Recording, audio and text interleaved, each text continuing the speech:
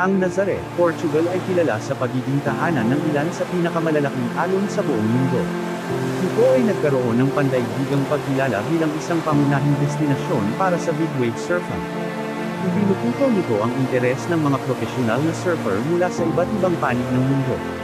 Ang natatanging geografiya at mga katangiang underwater ng Nazare ay nagdudulot ng pagkabuo ng malalaking alon na maaaring umabot sa kahangahangang taas. Ang mga malalaking alon sa Nazare ay bunga ng Nazare Canyon, isang ilalim ng tubig na kumakalat ng maraming kilometro sa tabing dagat. Ang malalim na kanlong na ito ay nagpapadulas at nagpapalakas sa lakas ng mga alon mula sa karagatang Atlantiko, na nagdudulot ng mga alon na may napakalaking taas kapag sila ay nagtatagpo sa mga mababaw na bahagi ng karagatan malapit sa baybayin.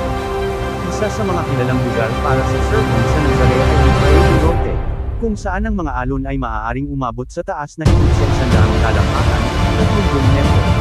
Ang mga napakalalaking alon na ito ay resulta ng iba't ibang salin, kasama na ang topography ng ilalim ng tubig, ang lakas ng mga alon mula sa karagatang Atlantiko, at ang malalakas na hangin na nagtatagpo sa lugar nito.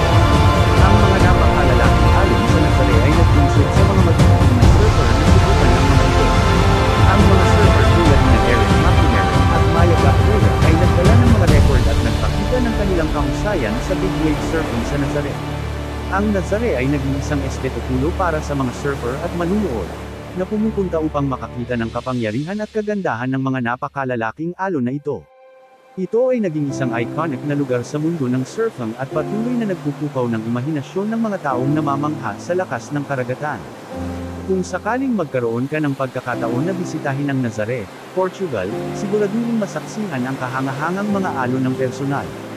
Ngunit tandaan, maging ligtas at ipakita ang respeto sa kapangyarihan ng kalikasan.